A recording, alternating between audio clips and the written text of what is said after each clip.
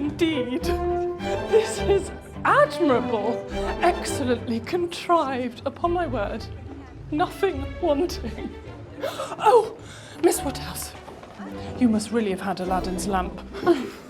This is meeting quite in fairyland. Such a transformation. Now, where should we sit? Where should we sit? Oh, now, anywhere where Jane is not in a draught. How do you like my gown? Oh, Mr. Elton! I do not know whether it is not over-trimmed. I have the greatest dislike to the idea of being over-trimmed. Quite a horror of finery. Of course, I must put on a few ornaments now, because it is expected. A bride, you know, must appear like a bride, but my natural taste is all for simplicity. How do you like Jane's hair? She did it all herself. Too wonderful. No hairdresser from London, I think, could do a finer style.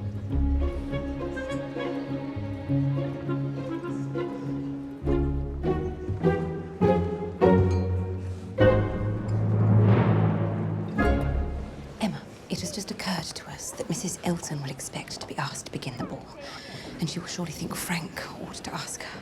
Frank cannot break his promise to you. He has promised you the first 2 dances. Here's the plan. I will ask Mrs. Elton. The ball is in Frank's honour, but it's in my design. I shall ask her. You must submit to stand second. A bride must be first, in company. It is almost enough to make me think of marrying.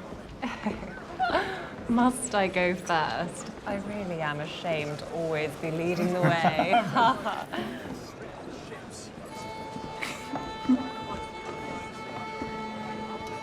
Gentlemen.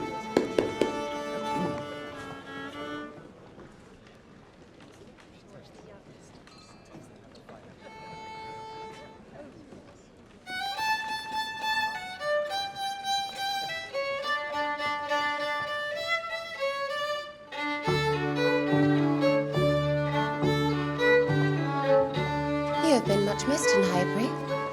Have I?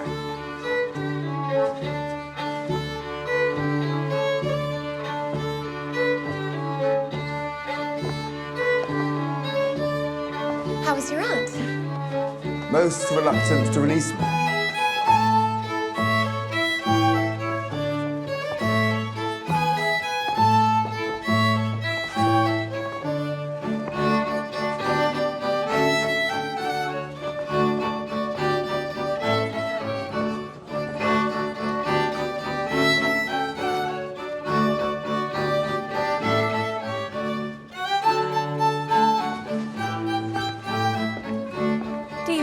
Mr. Elton? Most readily, Mrs. Weston, if you will dance with me. Oh.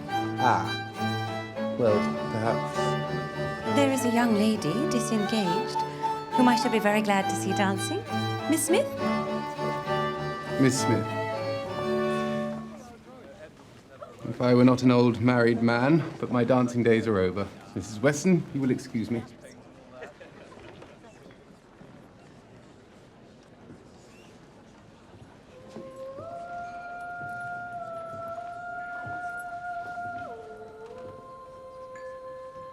Will you dance, Miss Smith?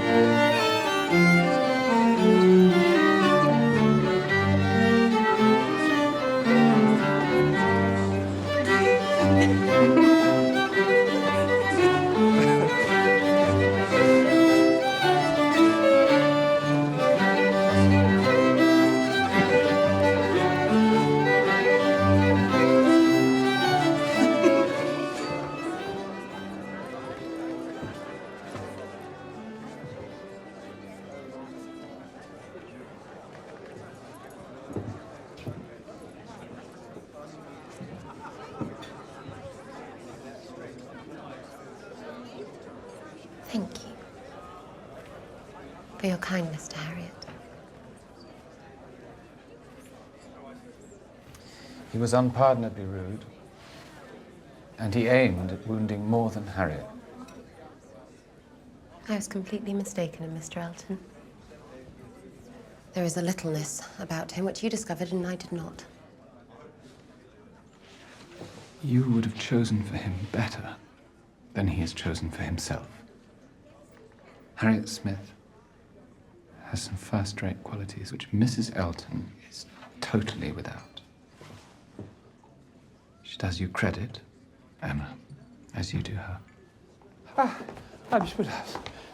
Come, set your companions an example. They're all lazy. They're all asleep. You must dance another set. I am ready whenever I am wanted. With whom will you dance? With you. If you will ask me. You have shown that you can dance, and we are not really so much brother and sisters to make it improper. No, indeed.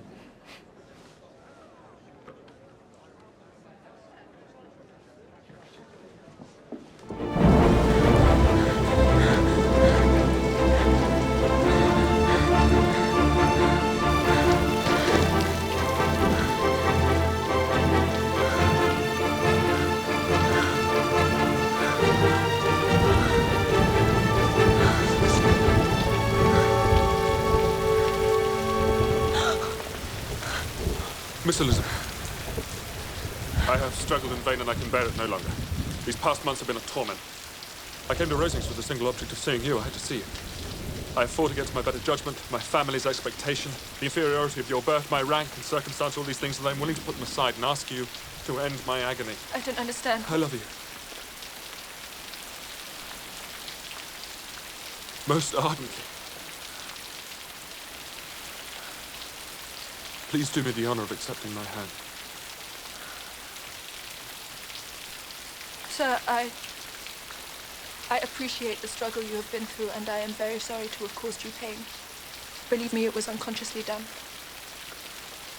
Is this your reply? Yes, sir. Are you laughing at me? No. Are you rejecting me? I'm sure that the feelings which, as you've told me, have hindered your regard will help you in overcoming it. Might I ask why, with so little endeavour at civility, I am thus repulsed? And I might as well inquire why, with so evident a design of insulting me, you chose to tell me that you like me against your better judgment. No, believe me, I if didn't I mean... was uncivil, then that is some excuse, but I have other reasons. You know I have. What reasons? Do you think that anything might tempt me to accept the man who has ruined, perhaps forever, the happiness of a most beloved sister? Do you deny it, Mr. Darcy? That you separated a young couple who loved each other, exposing your friend to the centre of the world for caprice, and my sister to its derision for disappointed hopes, and involving them both in misery of the acutest kind? I do not deny it. How could you do it? Because I believed your sister indifferent to him. Indifferent? I watched them most carefully and realised his attachment was deeper than hers. That's because she's shy. Bingley, too, is modest and was persuaded she didn't feel strongly Because for him. you suggested it. I did it for his own good. My sister hardly shows her true feelings to me.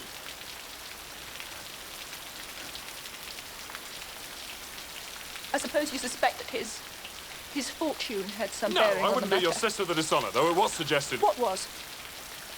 It was made perfectly clear that an advantageous marriage... Did my sister give that impression? No. No, there was, however, I have to admit, the matter of your family. Our want of connection. Mr. Bingley didn't seem to vex No, it was himself more about than that. How, sir? It was the lack of propriety shown by your mother, your 3 younger sisters, even on occasion your father. Forgive me. You and your sister I must exclude from this.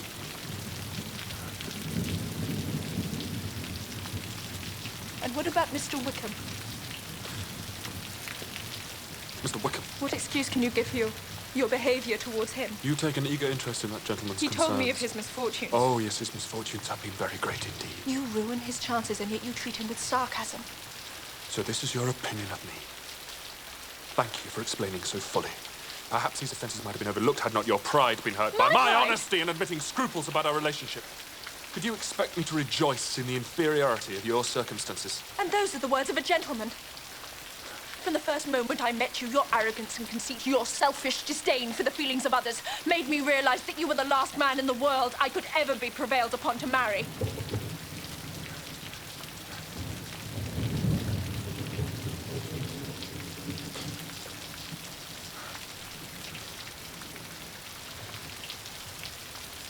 Forgive me, madam, for taking up so much of your time.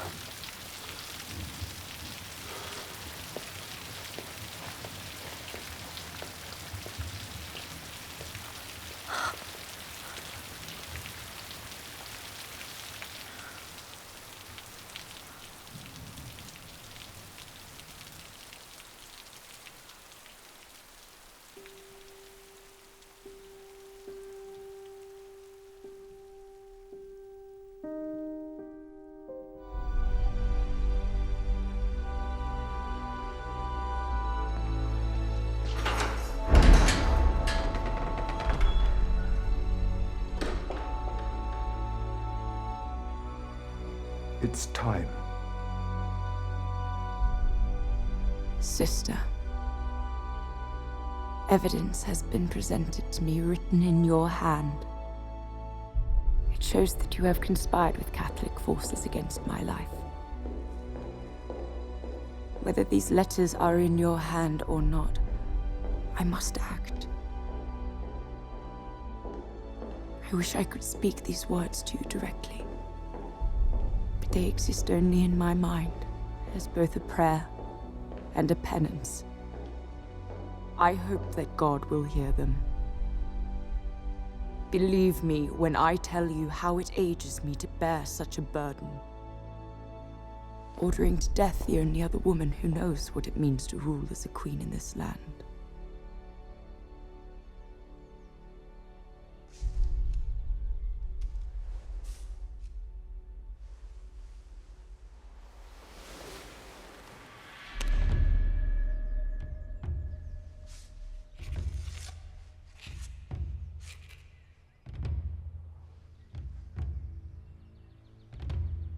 You were right when we spoke a half-lifetime ago.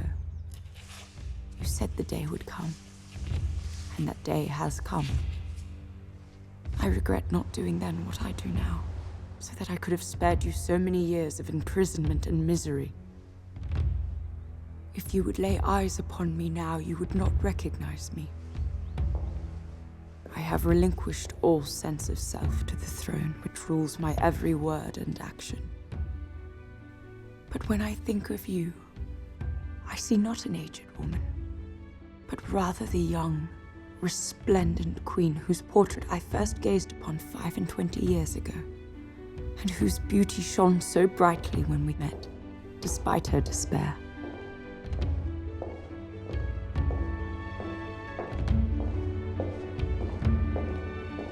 I know God's arms will accept you in that likeness, as the young, fierce queen who I have always loved and admired. May your soul have pity on mine.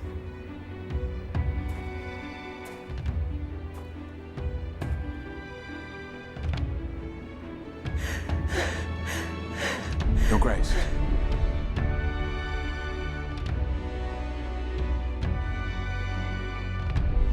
Your Grace.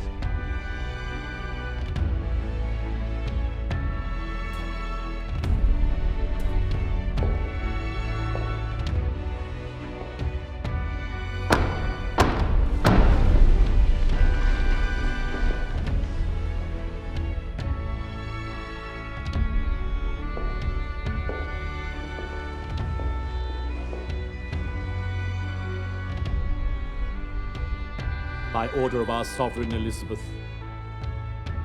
Queen of England, Wales and Ireland, Overlord of Scotland, certified by her Privy Council and Parliament, Mary Stuart is condemned to death.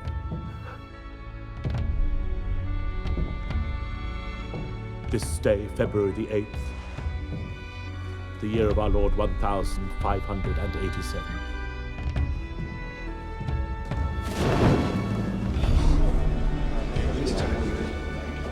She thinks herself a martyr.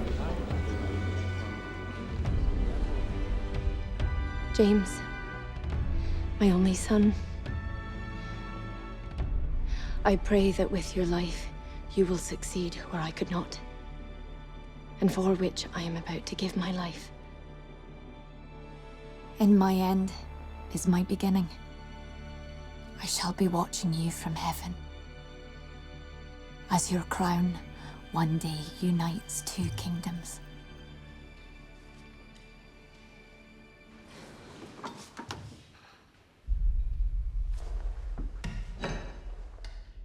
And we shall have peace. Wake up, sir! Wake up! Sir, wake up!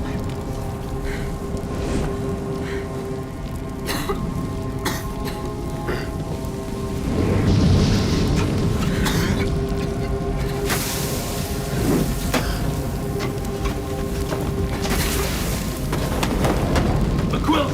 Give it here!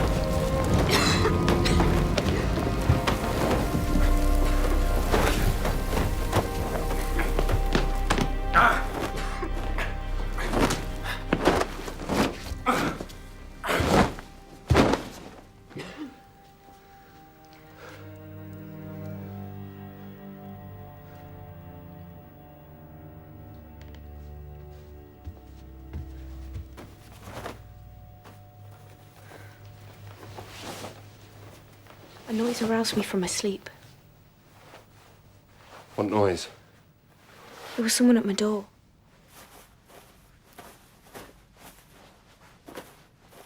Stay here.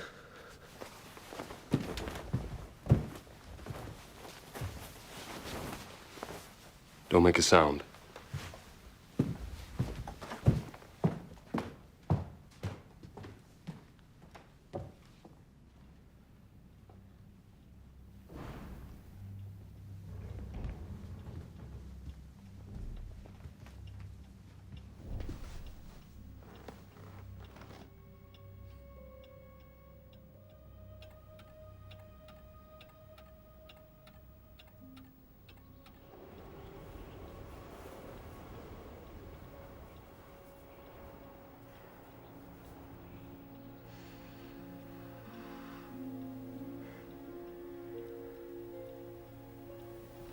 Say nothing about this. You're no talking fool. What? I'll account for the state of affairs. Say nothing. Yes, sir. Is that how you would leave me? Jane, fire is a horrible death. You've saved my life. Don't walk past me as if we were strangers. But what am I to do then?